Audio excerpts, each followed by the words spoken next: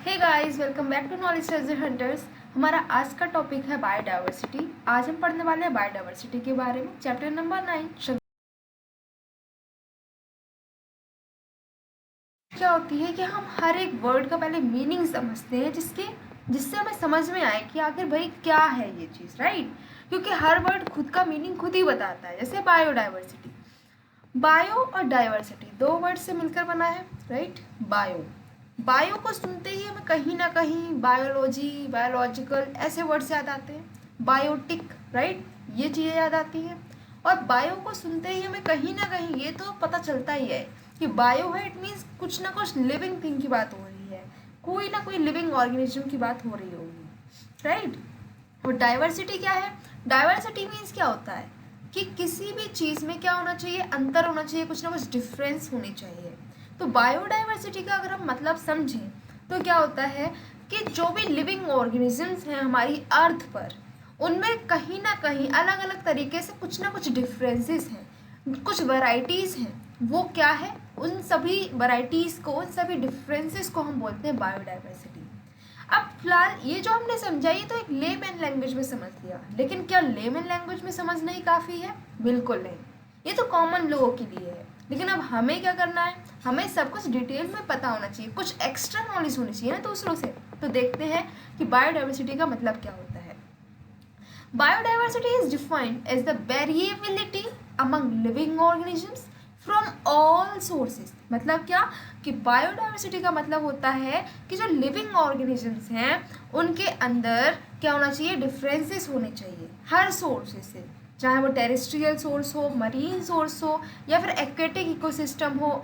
कहीं से भी जो भी आपके ऑर्गेनिजम्स हैं उन सब में क्या हो रही है, कुछ ना कुछ डिफरेंसेस हैं, राइट।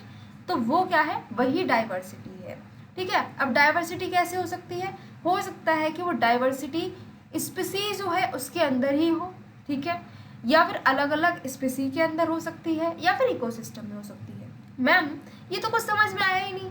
चलो हम समझते हैं, कैसे समझते हैं। देखो स्पीसी में के अंदर कैसे हो सकती है। अब सपोज करो हम क्या है, ह्यूमन्स हैं, राइट। सारे ह्यूमन्स एक से होते हैं, सब में दो आंखें हैं, ठीक है, एक मुंह है, दो कान है।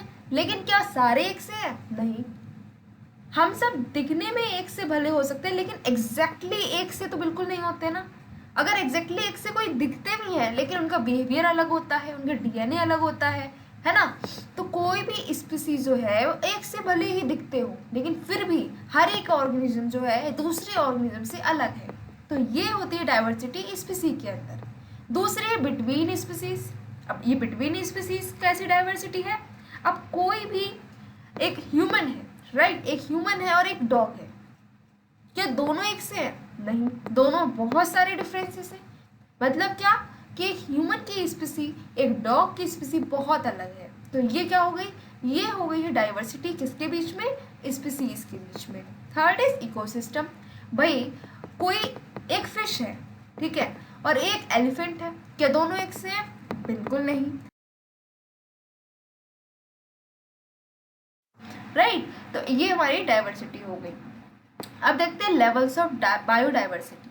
अभी जो हमने देखा ये तो बहुत ही हल्का फुल्का देखा है, लेकिन इसको बहुत ही डिटेल में अब देखने वाले हैं जब हम लेवल्स पढ़ेंगे कि बायोडाइवर्सिटी कहाँ कहाँ हो सकती है। पहला है जेनेटिक्स। हमने ये बात तो सुनी होगी ना कि हर एक पर्सन के जो डीएनए है वो अलग अलग होता है, राइट। जीन्स अलग होते हैं। ये वो जीन्स वो वाली जीन्स नहीं है जो पहनते हैं, शो ऑफ करते हैं, नहीं। ये डीएनए वाली जीन्स है, राइट, हमारा जेनेटिक मटेरियल है।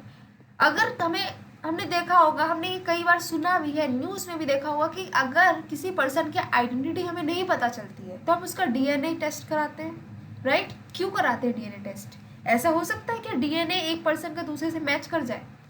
भाई जो डीएनए है हर एक पर्सन का डिफरेंट होता है, उसकी कोडिंग अलग अलग होती है, राइट। तो ये जीन्स है उनमें ही डिफरेंस आ जाए, वो क्या होती है, वो बायोडाइवर्सिटी जो आएगी। वो जो डिफरेंस हमारी जीन्स में होता है वो होती है जेनेटिक लेवल पर बायोडाइवर्सिटी, राइट। हर एक पर्सन का जीन्स अलग है, हर एक पर्सन के डीएनए अलग है ना। तो ये जो डीएनए के लेवल पर, जो जीन्स लेवल पर अगर डाइवर्सिटी है, that is on the basis of genetic, right. Next कौन सी आती है? नेक्स्ट जो हमारी बायोडाइवर्सिटी है वो किस लेवल पर है, स्पीसीज के लेवल पर, जैसे हमने अभी देखा था ह्यूमन एंड डॉग, राइट। तो ये स्पीसीज के लेवल पर भी हो सकती है। एक डॉग और एक कैट दोनों में कई सारी सिमिलैरिटीज होंगी, लेकिन फिर भी क्या वो एक से है, नहीं, उनमें फिर भी बहुत सारे डिफरेंसेस है, तो ये स्पीसीज लेवल पर होती है। नेक्स्ट इज इकोसिस्टम के लेवल पर। हमने अभी देखा था कि भाई एक्वेटिक इकोसिस्टम में अलग लोग रह रहे हैं, अलग ऑर्गेनिजम्स रह रहे हैं, टेरेस्ट्रियल इकोसिस्टम में अलग रह रहे हैं। तो अगर कोई फिश है वो एक्वेटिक है, राइट, वो पानी में रह रही है, तो उसके अंदर कुछ ऐसे फीचर्स होंगे जिसकी वजह से वो पानी में रहना उसका अडेप्ट कर पाई है, राइट। अब हमें अगर पानी में डाल दिया जाए हम तो मर ही जाएंगे, हम तो नहीं रह सकते पानी में, हमारे तो कोई गिल्स नहीं है, राइट। हम तो भैया लैंड पर रहेंगे, वो भी ऐसी लैंड जहाँ का एनवायरनमेंट अच्छा हो, जहाँ पर हमें हवा पानी सब कुछ अवेलेबल हो, वहीं रह सकते हैं। तो क्या है कि इकोसिस्टम में भी रहने वाले जो भी ऑर्गेनिजम्स होते हैं उनके उनके अंदर कुछ ना कुछ ऐसे चेंजेस होते हैं, कुछ ना कुछ ऐसे एडाप्टेशंस होती हैं जिसकी वजह से वो उस एरिया में, उस सिस्टम में, उस इकोसिस्टम में खुद को अडॉप्ट कर पाते हैं, वहाँ सर्वाइव कर पाते हैं। तो जब ऐसा होगा तो उनके अंदर कुछ ना कुछ वेरिएशंस भी होंगी, राइट। जैसे कि हमारी फिश है, फिश के पास गिल्स है, लेकिन क्या हमारे पास गिल्स हैं, नहीं है। तो ये क्या हुआ, इकोसिस्टम के। देखते हैं जेनेटिक डाइवर्सिटी को और ही डीपली, ठीक है। जेनेटिक डाइवर्सिटी क्या है, it is concern with the variation in genes within a particular species. वही बात जो हमने अभी बिल्कुल पढ़ी है कि कोई एक स्पीसी ले ली। अब हम क्योंकि ह्यूमन है तो हम ह्यूमन से ज़्यादा रिलेट कर पाएंगे, तो हम ह्यूमन की ही एग्जाम्पल लेते हैं। अब जैसे ह्यूमन है, ठीक है, हम हैं, हम और हमारे फ्रेंड्स, ठीक है। हम और हमारे फ्रेंड्स भले ही बहुत सारी चीज़ें कॉमन शेयर करते हो, हमारी पसंद एक सी हो सकती है, ठीक है, हो सकता है कि हमारे बाल एक से दिखते हो सकता है हमारी आंखें एक से दिखती हो, लेकिन फिर भी हम एक से नहीं हैं, हमारे अंदर बहुत सारे डिफरेंसेस हैं, राइट। तो हर एक ह्यूमन एक दूसरे से अलग है, भले ही एक से दिखते हो फिर भी अलग है, भले ही उनकी आदत एक सी हो फिर भी अलग है, राइट। तो किसी भी एक स्पीसी के अंदर ही क्या हो रहा है, अगर डाइवर्सिटी आ रही है उसको हम बोलते हैं जेनेटिक डाइवर्सिटी, ठीक है। किस बेसिस पर होती है, हमारे जीन्स के बेसिस पे, हमारे डीएनए के बेसिस पे, हर एक पर्सन के डीएनए अलग है, right. Then genetic diversity allows species to adopt to changing environments. अब बात करी जाए कि हर एक पर्सन अलग है, ये जेनेटिक डाइवर्सिटी होती है, हमने पढ़ दिया, सब कुछ पढ़ दिया, लेकिन क्या ज़रूरत है इस डाइवर्सिटी की, क्या इसकी कुछ इम्पोर्टेंस है। तो इम्पोर्टेंस की अगर हम बात करते हैं तो जेनेटिक डाइवर्सिटी बहुत ही इम्पॉर्टेंट है।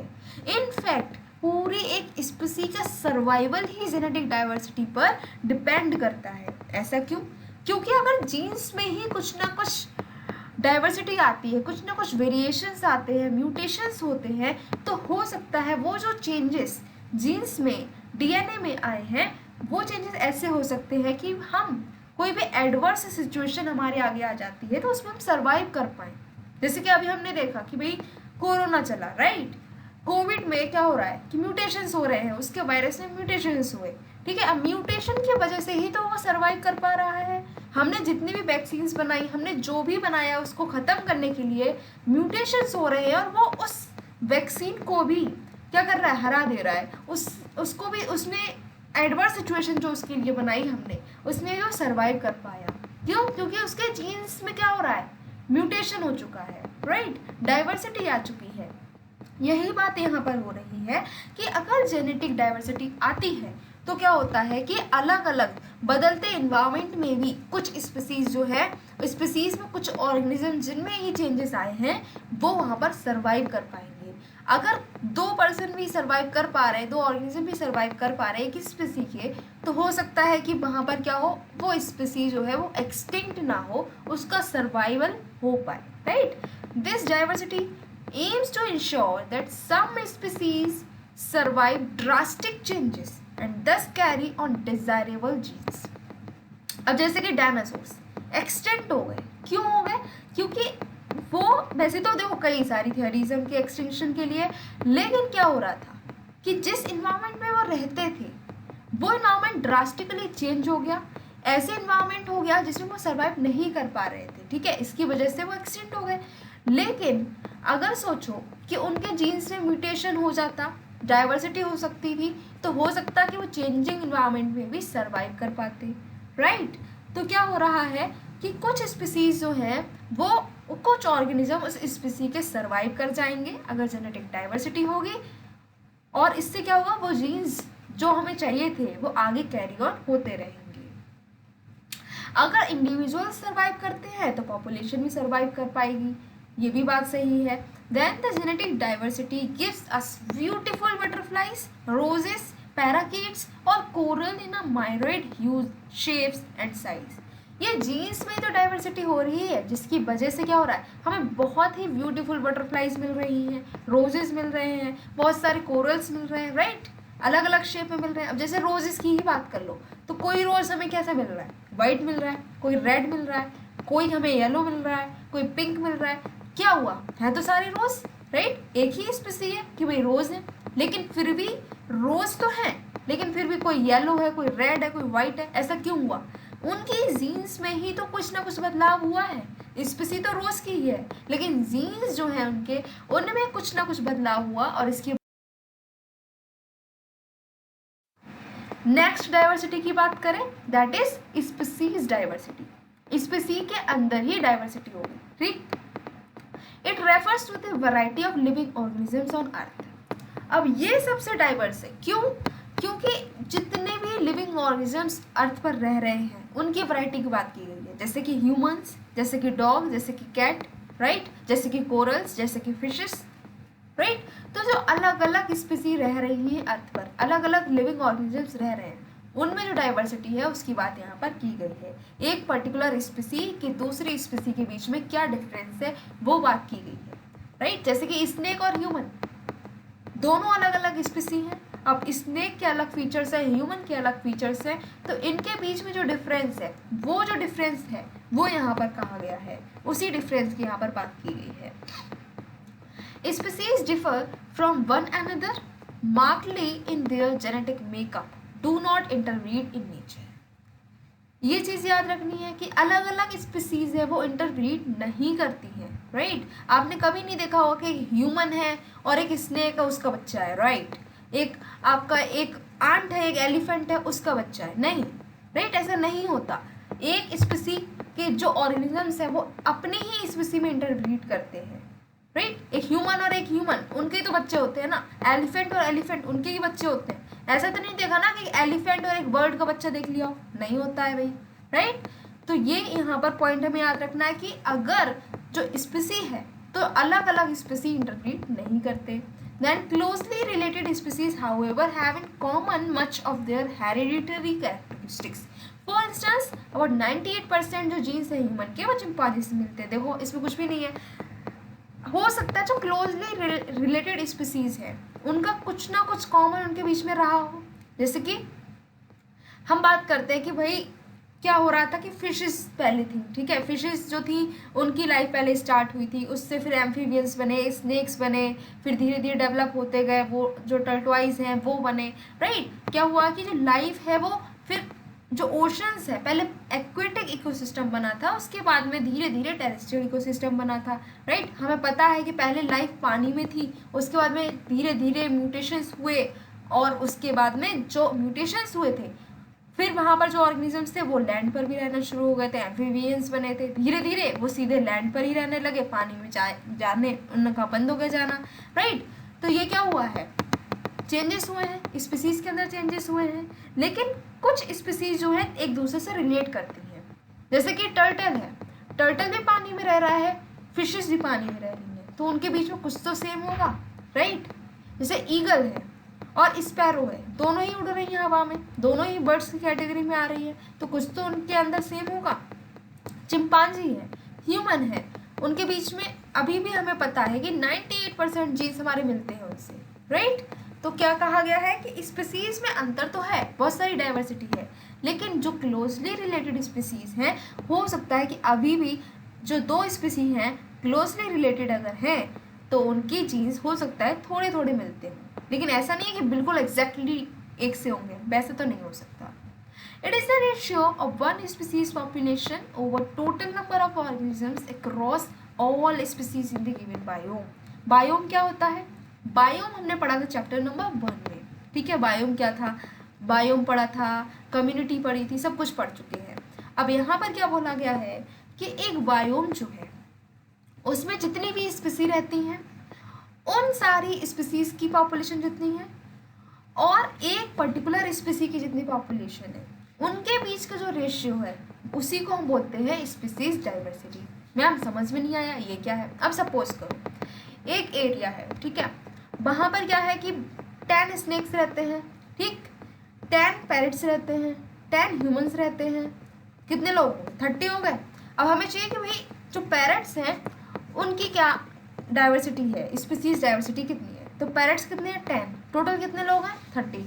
तो मीन्स क्या हो गया, उनका रेशियो क्या हो गया? 1:3, राइट। तो ये स्पीसी डाइवर्सिटी हो गई है। अब यहाँ पर बात की जाए कि 0 और 1, देखो अगर ये जो रेशियो है जिसमें आ रहा है 0 मतलब क्या है कि इनफाइनाइट डाइवर्सिटी, हम गिन ही नहीं सकते हैं, इतनी डाइवर्सिटी है। और अगर 1 है इसका मतलब क्या है कि सिर्फ उस एरिया में एक ही स्पीसी है प्रेजेंट।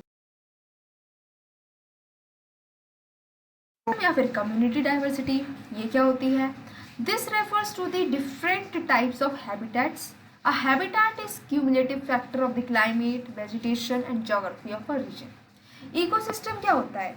इकोसिस्टम डाइवर्सिटी क्या है कि जो अलग अलग हैबिटाट्स हैं, अलग अलग हैबिटाट्स की बीच में जो अंतर है उसको हम बोलते हैं इकोसिस्टम डाइवर्सिटी। जैसे कि एक्वेटिक इकोसिस्टम, ठीक है, टेरेस्ट्रियल इकोसिस्टम, अलग अलग है ना, तो इसके बीच में क्या है? ये डाइवर्सिटी है। एक हैबिटेट आखिर होता क्या है? तो हैबिटेट क्या है कि परफेक्ट क्लाइमेट होना चाहिए, वहाँ पर वेजिटेशन होनी चाहिए, उस एरिया में रहने लायक ज्योग्राफी होना चाहिए कि भाई ऐसा ना हो कि बहुत ही हार्श कंडीशन है, बहुत हार्श टेम्परेचर है, ऐसा नहीं होना चाहिए। रहने के लिए थोड़ा प्लेन होना चाहिए, थोड़ा सही से भाई हम वहाँ पर रह सकें, ऐसा एरिया होना चाहिए। तो ये सब मिलाकर हम बोल देते हैं ये एक पर्टिकुलर हैबिटेट है, ठीक है।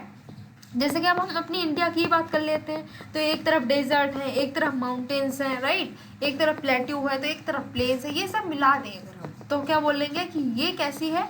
ये इकोसिस्टम डाइवर्सिटी है। लेकिन हम इकोसिस्टम, अगर हम इन्वायरमेंट की बात करते हैं तो हम ऐसे ही बोल सकते हैं कि भाई डेजर्ट और प्लेन्स और ये प्लेट्यू, माउंटेन, ये सब इकोसिस्टम डाइवर्सिटी है। नहीं, इकोसिस्टम हमने पहले ही पढ़ा था कि एक्वेटिक इकोसिस्टम होता है, टेरेस्ट्रियल इकोसिस्टम होता है, उसमें भी फॉरेस्ट हो सकते हैं, ग्रासलैंड्स हो सकते हैं, डेजर्ट्स हो सकते हैं, ठीक है। इन सबको मिलाकर जो डाइवर्सिटी है वो होती है ecosystem diversity. There are several kinds of habitats around the world. पूरी दुनिया में अलग अलग हैबिटेट्स हैं। अब हैबिटेट की अगर हम खुद की भी बात करते हैं तो हम आसपास देखते हैं तो सारे जो घर हैं, ठीक है, कॉमन लेमैन अगर लैंग्वेज में हम बात करें तो हमारे जो घर हैं, ठीक है, आसपास जितने भी घर हैं सबके अलग अलग हैं, ठीक है, सबकी अलग अलग चॉइसेस होंगी, अलग अलग कलर कराया होगा उन्होंने, अलग अलग डेकोर होगा। तो क्या है कि हमने अपने अकॉर्डिंग अपने घर को मॉडिफाई कर रखा है, राइट, जैसे हमारी नीड्स है। ऐसे ही क्या होता है कि पूरी दुनिया में रहने के लिए जो एनिमल्स हैं, ऑर्गेनिजम्स हैं, उनके हैबिटेट्स अलग अलग हैं, राइट, उनकी जो भी नीड्स है उसके अकॉर्डिंग मॉडिफिकेशन उसमें की हुई है।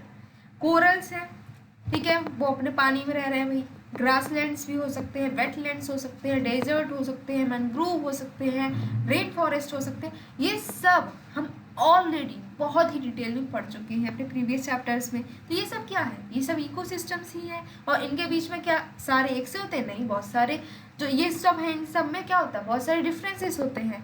और यही जो डिफरेंसेस हैं, यही तो बात हो रही है कि डेजर्ट, वेटलैंड्स, बहुत डिफरेंसेस है आपस में, मैनग्रोव हो गया, कोरल्स हो गए, डिफरेंसेस है। यही डिफरेंसेस है ecosystem diversity. Change in climatic conditions is accompanied by a change in vegetation as well. अब इसमें तो कुछ भी ऐसा नहीं है कि हमें समझ में ना आता हो। भाई डेजर्ट है एक, ठीक है, एक आपका प्लेन एरिया है, बहुत ही फर्टाइल है प्लेन एरिया। तो प्लेन एरिया में क्या है? हम अच्छे से वेजिटेशन कर सकते हैं, एग्रीकल्चर हो सकता है वहाँ पर बहुत सारा हमें फॉरेस्ट मिल जाएंगे। लेकिन डेजर्ट, वहाँ पर जब बारिश नहीं है, पानी नहीं है, तो क्या होगा? सॉइल भी फर्टाइल नहीं होगी, तो वहाँ पर एग्रीकल्चर भी इम्पॉसिबल रहेगा। बिल्कुल इम्पॉसिबल तो नहीं आजकल, लेकिन हाँ डिफ़िकल्ट तो होता है ना। नेचुरली तो वेजिटेशन बहुत कम ही मिलेगा। तो क्या है कि अगर क्लाइमेटिक चेंजेस होंगे तो क्या होगा कि वेजिटेशन के जो पैटर्न है उसमें भी चेंजेस आएंगे। अब जिस भी इन्वायरमेंट में हम रहते हैं उसके अकॉर्डिंग ही हम खुद को अडॉप्ट भी करते हैं, हर स्पीसी अडॉप्ट करती है। जैसे कि अगर हम खुद की बात करें तो अगर प्लेन एरिया में रहते हैं इस टाइम पर और हम जा रहे हैं किसी माउंटेन पे, तो हमें बहुत ठंड लगेगी वहाँ पर जाकर, भाई बहुत ठंड लग रही है। लेकिन जो माउंटेन पर ही लोग रह रहे हैं हम देखेंगे वो बहुत ही नॉर्मली वहाँ पर रह रहे हैं, उन्हें कोई ज़्यादा ये नहीं लग रहा है कि बहुत ठंड है बहुत ठंड है, वो अपने सारे काम करे जा रहे हैं। लेकिन हम अगर चले जाएंगे तो हमें बहुत ठंड लगेगी।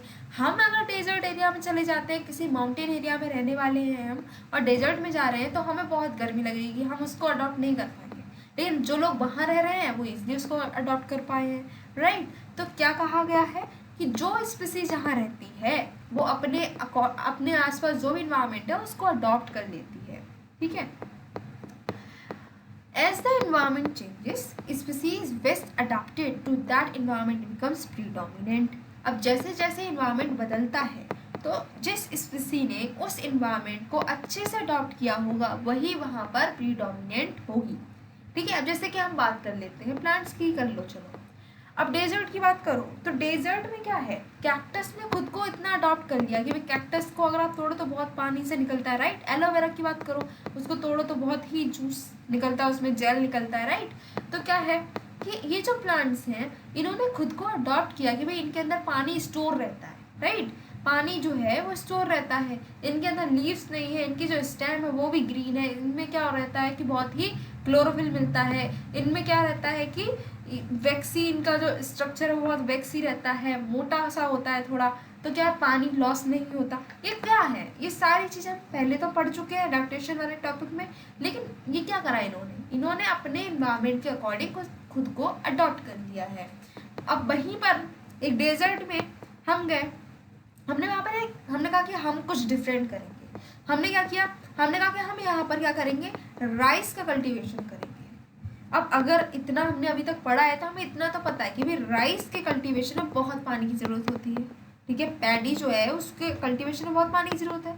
डेजर्ट में हम उसको करेंगे ग्रो तो क्या होगा, वो वहाँ पर सर्वाइव नहीं कर पाएगा, राइट। उसको बहुत पानी चाहिए, वहाँ पर पानी अवेलेबल नहीं होगा तो वो सर्वाइव नहीं कर पाएगा। तो क्या हो रहा है कि वो एरिया में कौन डोमिनेट करेगा, जिसने बहुत अडॉप्ट किया है खुद को उस एरिया के लिए, जैसे कि कैक्टस, जैसे कि एलोवेरा, वो वहाँ पर डोमिनेट कर जाएंगे, ठीक है। Thus, the variety or diversity of species in the ecosystem is influenced by the nature of the ecosystem. तो ये भी हमें पता है कि भाई जो डोमिनेट कर रहा है वहीं पर वही मिलेगा, राइट। कहाँ पर कौन सी वैरायटी मिलेगी, ये किससे इन्फ्लुएंस्ड होता है कि वहाँ पर कैसा इकोसिस्टम है, राइट। अब हमें क्या चाहिए है, हमें ऐसे प्लांट्स चाहिए है, ऐसे प्लांट्स ग्रो करने हैं जिनको थोड़ा ठंडा इलाका चाहिए, तो हम उनको क्या हम लगाएंगे, माउंटेन एरिया में लगा दो भाई, हिल एरिया में लगाओ, वहाँ पर ठंडा मौसम रहेगा, वो आराम से ग्रो करेंगे। अब उठाकर हम पूरा ऐसे प्लांट्स को इक्वेटर पर लगा देंगे, वहाँ पर इतनी गर्मी है तो कैसे सर्वाइव करेंगे, नहीं हो पाएंगे, राइट। नेक्स्ट भाई बायोडाइवर्सिटी तो भाई पढ़ ली कि हाँ डिफरेंसेस होते हैं, लेकिन हम इसको मेजर कैसे करेंगे, अब हम इसको देख लेते हैं। तो देखो बायोडाइवर्सिटी हमें समझ में आया क्या होती है, हमने उसके लेवल्स भी समझ लिए, लेकिन कितनी डाइवर्सिटी है कहीं पर ये हमें कैसे पता चलेगा। तो दो चीज़ें हैं हमारे पास जिनको हम यूज़ कर सकते हैं बायोडाइवर्सिटी को मेजर करने के लिए। पहला है स्पीसीज रिचनेस, एक मेथड है, ठीक है। दूसरा मेथड स्पीसीज इवननेस। दोनों को डिटेल में पढ़ेंगे, लेकिन वो तो सब यार किताब ही बातें हैं ना, किताब तो हम खुद भी पढ़ सकते हैं, लेकिन अभी हमें यहाँ पर क्या करना है, अपनी टेक्निक से समझना है। तो देखो स्पीसीज रिचनेस क्या होता है, रिच का मतलब क्या है, रिच का मतलब है कोई चीज़ बहुत ज़्यादा अगर आपके पास में, जैसे अगर अभी की बात करें तो कंटेम्प्रेरी वर्ल्ड में क्या है, रिच का मतलब होता है भाई किसी के पास बहुत पैसा है तो हम कहते हैं वो तो बहुत रिच है, राइट। तो रिचनेस क्या है, स्पीसीज रिचनेस क्या है कि किसी भी एरिया में बहुत ज़्यादा स्पीसीज मिलती हैं तो हम बोल देते हैं बहुत रिच है वो एरिया, ठीक है। और स्पीसीज इवननेस मतलब क्या है कि इवन मीन्स क्या होता है कि सबके साथ सबको एक जैसा मिल जाए, राइट। अब जैसे कि एक क्लास है, ठीक है, एक क्लास में 10 स्टूडेंट्स हैं, लेकिन एक बच्चा है जिसके 100 मार्क्स आ गए, बाकी सबके 10-10 नंबर आ गए भाई, राइट। तो हम क्या बोलेंगे, वो क्लास क्या है, रिच है, ठीक है, इवन नहीं है। क्यों, क्योंकि सिर्फ एक ही बच्चा है जिसके 100 मार्क्स आए हैं, बाकी सबके 10 मार्क्स आ गए हैं, ठीक है, किसी के 20 आ गए हैं, लेकिन 100 तो किसी के नहीं आए, सबके कम कम आए हैं। लेकिन कोई एक ऐसा क्लास है जिसमें क्या हो रहा है कि जितने भी बच्चे हैं सबके किसी के 45 आए हैं, किसी के 48 आए हैं, किसी के 43 आए हैं, किसी के 50 आए हैं, किसी के 49 आए हैं। इस एरिया में इस लाइन में मार्क्स आए हैं, तो हम क्या बोलेंगे वो क्लास इवन है। क्यों इवन है? क्योंकि लगभग सबके एक से ही मार्क्स आए हैं। अब इतना हमने समझ लिया। Species richness, it is the measure of number of species found in a community. देखो एक कम्युनिटी है, एक एरिया है, वहाँ पर कितनी स्पीसीज मिलती हैं। जैसे कि वहाँ पर टर्टवाइज भी मिल रहा है, वहाँ पर स्नेक्स भी मिल रहे हैं, वहाँ पर ह्यूमन्स भी मिल रहे हैं, वहाँ पर ट्रीज भी मिल रहे हैं, ठीक है। वहाँ पर अलग अलग ट्रीज, यूकेलिप्टस मिल रहा है, पीपल मिल रहा है, महोगनी मिल रहा है, ठीक है। वहाँ पर बर्ड्स भी मिल रही हैं, बहुत सारी अलग अलग स्पीसीज, बहुत सारी स्पीसीज मिल रही है। तब क्या बोलेंगे कि वो जो एरिया है वो स्पीसीज रिच है, ठीक है। स्पीसीज रिचनेस की बात अगर हम करते हैं तो हम 3 तरीके से रिचनेस को भी मेजर करते हैं। एक है अल्फा, दूसरी है बीटा, तीसरी है डाइवर्सिटी। क्या होती है? It refers to the diversity within a particular area or ecosystem and is usually expressed by the number of species in that ecosystem। मतलब क्या कि एक पर्टिकुलर एरिया है या फिर एक इकोसिस्टम है, वहाँ पर उसी एरिया में कितनी डाइवर्सिटी है, ठीक है। उस एक पर्टिकुलर इकोसिस्टम में कितनी डाइवर्सिटी है उसको हम बोलते हैं अल्फा डाइवर्सिटी, ठीक है। Next is beta diversity. Beta diversity क्या है कि 2-3 इकोसिस्टम हमने ले लिए भाई, उनमें कितनी डाइवर्सिटी है उनको अगर हम कंपेयर करते हैं तो वो होती है beta diversity. Next is gamma diversity. Gamma diversity क्या है कि एक पर्टिकुलर रीजन है, उसमें अलग अलग इकोसिस्टम्स हैं, जितने भी इकोसिस्टम्स हैं एक एरिया में, उन सब में ओवरऑल कितनी डाइवर्सिटी है उसको बोलते हैं गामा डाइवर्सिटी। अब याद कैसे रखेंगे? देखो अल्फा, अल्फा मीन्स क्या है कि भैया एक ही, हम ऐसे याद कर सकते हैं ना, अल्फा एक, ठीक है, तो एक पर्टिकुलर एरिया में ही होगा, ठीक। लेकिन बीटा, बीटा याद कर लो, बीटा मीन्स क्या? बिटवीन। देखो बिटवीन में क्या होता है, बिटवीन हम कहाँ लगाते हैं? 2 चीज़ों के बीच में कंपेयर कर रहे हो तभी हम बिटवीन लगाते हैं ना। तो बीटा डाइवर्सिटी क्या होगी कि अगर 2 इकोसिस्टम के बीच में हम क्या कर रहे हैं, कंपेयर कर रहे हैं उनकी डाइवर्सिटी, तो बीटा डाइवर्सिटी होगी। और गामा सबसे महान है, तो मतलब क्या है कि जितने भी इकोसिस्टम्स हैं उन सब का ओवरऑल डाइवर्सिटी अगर हम देखें। नेक्स्ट है स्पीसीज इवननेस। इवननेस मीन्स क्या है कि proportion of species at a given site. एक साइट है, एक एरिया है, वहाँ पर जो स्पीसीज है उनका प्रोपोर्शन कितना है, उनका रेशियो कितना है। जैसे हमने वो मार्क्स देखे थे ना। Low evenness indicates that a few species dominate the site. तो इवननेस मतलब क्या है कि मान लो एक एरिया है, वहाँ पर 10 सांप मिलते हैं तो ठीक है, वहाँ पर 5 ह्यूमन मिल रहे हैं, ठीक है, वहाँ पर 6 बर्ड्स मिल रही हैं, ठीक है, 10 ट्री मिल रही हैं, ठीक है, तो ये क्या इवन है भाई, सब एक जैसे ही लग रहे हैं। अब एक जगह है वहाँ पर क्या है 100 ह्यूमंस मिल रहे हैं, 2 प्लांट्स मिलते हैं, ठीक है, 1 बर्ड मिलती है, तो ये इवन नहीं है, ठीक है। Biodiversity and food web. हमने डाइवर्सिटी समझ लिया, हमने उसके लेवल समझे, हमने देखा कैसे मेजर होते हैं, सब कुछ समझ चुके हैं। अब देखते हैं जो फूड वेब है उसमें बायोडाइवर्सिटी का क्या रिलेशन है। अच्छा, फूड वेब क्या होता है ऑलरेडी हम पढ़ चुके हैं, प्रीवियस चैप्टर्स में हमने कवर कर लिया है कि फूड वेब क्या होता है, फूड चेन क्या होता है, राइट। चलो, the importance of each and every creature in the web of life is evident. देखो फूड वेब वैसे ही होता क्या है, जैसे सपोज करो ग्रास है, ग्रास को ग्रास हॉपर खा सकता है, ग्रास को काऊ भी खा सकती है, ग्रास को और भी एनिमल्स खा सकते हैं, राइट। फिर जो ग्रास हॉपर है उसको क्या कर सकती है, एक लिजार्ड खा सकती है, लिजार्ड को क्या कर सकता है, एक स्नेक खा सकता है, राइट। ऐसे एक दूसरे से, अब जो है स्नेक को हॉक खा सकता है, राइट। जो ग्रास हॉपर है उसको डायरेक्टली स्नेक भी खा सकता है। तो ये क्या है, आपस में सब जुड़ा हुआ है, तो उसको हम बोलते हैं food web. The importance of each and every creature, जितने भी एक फूड वेब में जितने भी क्रिएचर हैं उनकी अलग ही इम्पोर्टेंस है। हम ऐसा नहीं कह सकते कि भाई जो फूड वेब है उसमें से स्नेक को हटा दो, उसमें से काऊ को हटा दो, नहीं, या फिर उसमें से ग्रास को ही हटा दो, ऐसा नहीं कर सकते। ग्रास की अपनी इम्पोर्टेंस है, ग्रास हॉपर की अपनी इम्पोर्टेंस है, काऊ की अपनी इम्पोर्टेंस है, हर एक क्रिएचर की अपनी इम्पोर्टेंस है। अगर हम फूड चेन को टेम्पर करते हैं तो क्या होगा, इससे निगेटिव रिजल्ट्स ही मिलेंगे। फूड चेन में अगर हम अपनी दखलंदाजी करते हैं, हम उसको कुछ छेड़छाड़ उसके साथ में कर देते हैं, तो इससे कुछ अच्छा नहीं होने वाला है। अब सपोज करो कि क्या था कि घास थी, घास को कौन खा रहा था, ग्रास हॉपर, ग्रास हॉपर को कौन खा रहा था, लिजार्ड, लिजार्ड को खा रहा था स्नेक, स्नेक को खा रहा था हॉक। हमने क्या करा, हमने कहा कि भाई ये ग्रास हॉपर जो है वो अच्छा नहीं लग रहा है, हमें इसको हटा दो, बीच से हटा दो। ग्रास हॉपर को हमने अगर फूड चेन से हटा दिया तो ऐसा नहीं है कि भाई कोई असर ही नहीं पड़ेगा, पूरा इकोसिस्टम अच्छा चलेगा, नहीं। इससे हो सकता है कि पूरी की पूरी ये जो हमारी फूड चेन है ये ही रुक जाए, हो सकता है कि पूरी की पूरी एक स्पीसी ही खत्म हो जाए, right. Every time a species becomes extinct the chain is broken and many species including humans move closer to extinction। हम IUCN के बारे में जानते हैं, हमने पढ़ा है कि भाई ये स्पीसी एक्सटिंक्ट हो रही है, इसको बचाना है, ये क्रिटिकली इंडेंजर्ड है, ये डेंजर्ड है, सब हम पढ़ चुके हैं। आगे इसको और डिटेल में नेक्स्ट वीडियो में कवर करेंगे भी। लेकिन क्या बात करी गई है कि भाई कोई भी एक स्पीसी, चाहे वो छोटी से छोटी स्पीसी ही क्यों ना हो, अगर वो एक्सटिंक्ट होती है तो हम ये कुछ ना हो जाए कि भाई हमारी ह्यूमन जो स्पीसी है वो तो चलती रही, नहीं। क्योंकि अगर एक भी स्पीसी खत्म होती है तो हम भी एक्सटिंक्शन के करीब ही पहुंच रहे हैं। ऐसा नहीं है कि भाई ग्रास हॉपर की स्पीसी अगर खत्म हो गई तो हम पर कोई असर नहीं पड़ेगा, हम पर भी असर पड़ेगा, हम भी एक स्टेप क्लोज पहुंच जाएंगे एक्सटिंक्शन के लिए, राइट। इसीलिए नहीं पड़ेगा। अब मोस्ट इजी टॉपिक क्या, कि बायोडाइवर्सिटी कौन कौन सी सर्विसेज को प्रोवाइड करता है।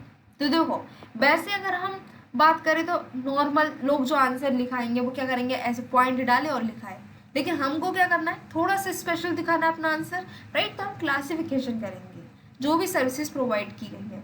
इकोसिस्टम सर्विसेज हेडिंग डालेंगे, उसके अंदर डालेंगे पॉइंट्स को, फिर बायोलॉजिकल सर्विसेज हेडिंग डालेंगे, उसके अंदर पॉइंट्स डालेंगे, सोशल सर्विसेज हेडिंग, उसके अंदर पॉइंट्स, राइट। अब अच्छा देख भी लेते हैं कि इकोसिस्टम सर्विसेज कौन कौन सी दी गई है।